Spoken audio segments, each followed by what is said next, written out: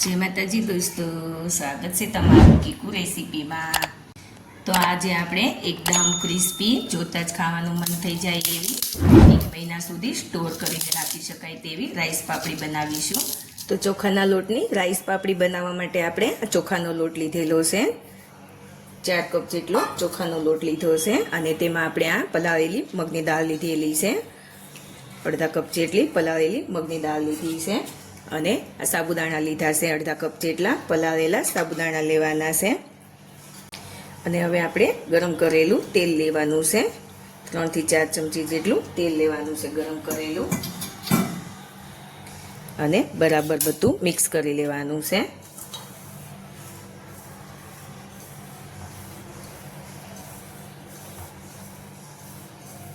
તેલનો મોણ આપણે ગરમ કરીને લેવાનું છે, તેલ એકદમ બરાબર મિક્સ કરી લેવાનો છે, બધા લોટમાં મોણ લાગી જવો જોઈએ।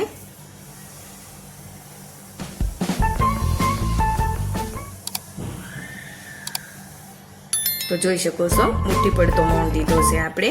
મુઠ્ઠી પડતો મોણ ન હોય તો થોડું તેલ વધારે લેવાનું, પણ આવી રીતે મુઠ્ઠી પડતો મોણ દેવાનો છે। 4 મોટી ચમચી જેટલું આપણે તેલ લીધું છે, તો સરસ એવો મુઠ્ઠી પડતો મોણ લાગી ગયો છે।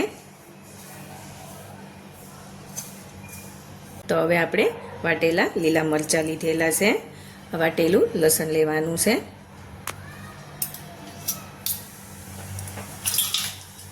થોડા આપણે મીઠા લીમડાના પાન લીધા છે, મીઠા લીમડાના પાનને આપણે ઝીણા ઝીણા કટ કરી લીધા છે અને કોથમીરના પાન લેવાના છે, કોથમીરના પાન પણ ઝીણા સમારીને લીધા છે।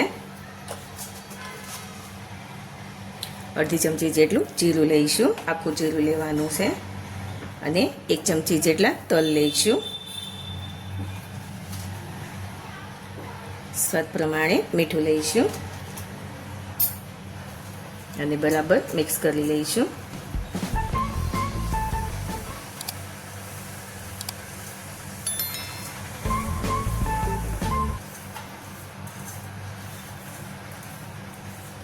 તો આપણે બધું બરાબર મિક્સ કરી લીધું છે।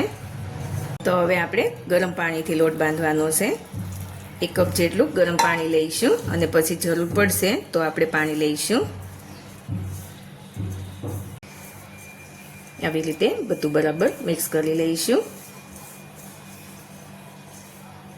પછી આપણે થોડું ગરમ પાણી લઈશું, આ ગરમ પાણી છે તેને મેં ગ્લાસમાં લઈ લીધું છે। ગરમ પાણીથી લોટ બાંધવાથી સરસ એવો લોટ બંધાઈ જાય છે।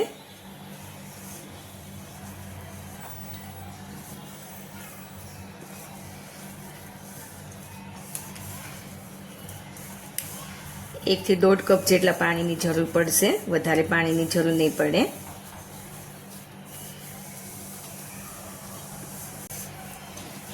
જો તમને મારી રેસીપીનો વિડીયો પસંદ આવે તો ચેનલને સબસ્ક્રાઈબ કરીને બેલ આઇકન દબાવી દેજો, એટલે રોજે નવી નવી રેસીપી જોવા મળે। તો જોઈ શકો છો આપણે સરસ એવો લોટ બાંધી લીધો છે, એકદમ સરસ એવો આપણે આવો મીડિયમ લોટ બાંધી લેવાનો છે, બહુ વધારે કઠણ પણ નહીં અને વધારે ઢીલો પણ નહીં। તો હવે આપણે આ લોટમાંથી નાના નાના લોવા કરી લેવાના છે, આટલી સાઈઝના નાની નાની આપણે રાઈસ પાપડી બનાવવાની છે, તો આવા નાના નાના આપણે લોવા કરી લઈશું।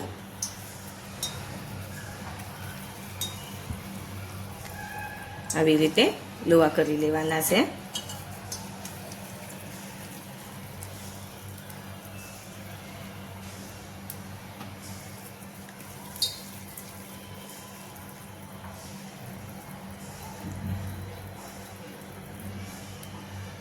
આપણે અડધા લોટના આવી રીતે લોવા બનાવી લીધા છે અને અડધા લોટના પછી બનાવીશું। તો પહેલા આપણે આ લોવાની પૂરી બનાવી લઈશું। આપણે આવી રીતે પ્લાસ્ટિક શીટ પાથરી દઈશું અને તેમાં આ લોવો મૂકી દઈશું, આવી રીતે ગોઠવી દઈશું અને ઉપરથી બીજી શીટ આવી રીતે મૂકી દઈશું અને કોઈ પણ વાટકીની મદદથી આપણે આવી રીતે દબાવી દઈશું। આવી રીતે પૂરી બનાવી લેવાની છે।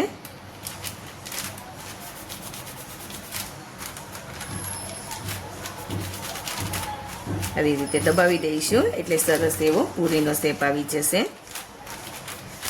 પૂરી વણવાની ઝંઝટ વગર એકદમ સરસ એવી આ રાઈસ પાપડી બનીને તૈયાર થઈ જાય છે. એકદમ આસાનીથી જોઈ શકો છો એકસાથે આપણે કેટલી બધી રાઈસ પાપડી બનાવીને તૈયાર કરી શકીએ છીએ.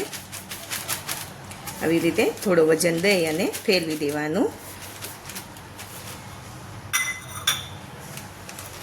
તો જોઈ શકો છો એકસાથે આપણે 9 રાઈસ પાપડી બનાવીને તૈયાર કરી છે. તો આવી જ રીતે આપણે બધી જ રાઈસ પાપડી બનાવીને તૈયાર કરી લઈશું. તો આપણું તેલ ગરમ થઈ ગયું છે. હવે આપણે આ રાઈસ પાપડીને તળી લઈશું.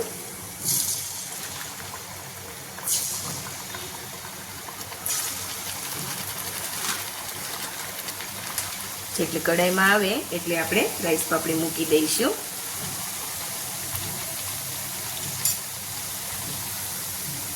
જોઈ શકો છો તેની જાતે જ ઉપર આવી જાય છે. થોડી વાર આપણે એમ જ થવા દઈશું, પછી ફેરવી લઈશું.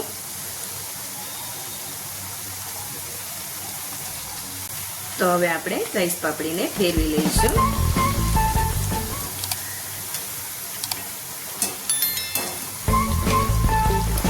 બે બાજુ ક્રિસ્પી થઈ જાય અને સરસ એવો કલર બદલાઈ જશે ત્યાં સુધી આપણે તળી લેવાની છે. તો જોઈ શકો છો કલર બદલાઈ ગયો છે રાઈસ પાપડીનો. એકદમ ક્રિસ્પી થઈ ગઈ છે.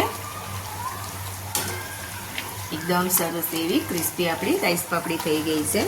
હવે આપણે રાઈસ પાપડીને લઈ લઈશું, તેલ નિતારી લઈશું અને પ્લેટમાં લઈ લઈશું. જોઈ શકો છો કેટલી સરસ ક્રિસ્પી આપણી રાઈસ પાપડી બની છે. તો એવી જ રીતે આપણે બીજી રાઈસ પાપડીને પણ તળી લઈશું.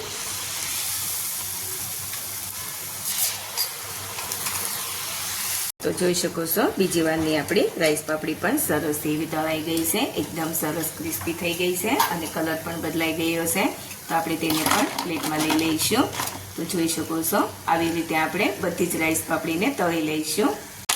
તો તૈયાર છે આપણી એકદમ સરસ એવી ક્રિસ્પી રાઈસ પાપડી. તમે જોઈ શકો છો કેટલી સરસ રાઈસ પાપડી બનીને તૈયાર થઈ છે.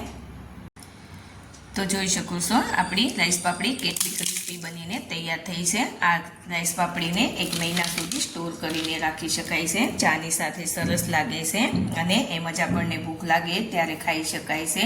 એકદમ સરસ એવી રાઈસ પાપડી બનીને તૈયાર થાય છે. તો તમે પણ આવી રાઈસ પાપડી ઘરે જરૂરથી બનાવજો અને મારી ચેનલને લાઇક, શેર અને સબસ્ક્રાઈબ કરીને બેલ આઇકન જરૂરથી દબાવજો અને કોમેન્ટ કરીને કહેજો કે રાઈસ પાપડી કેવી બની છે.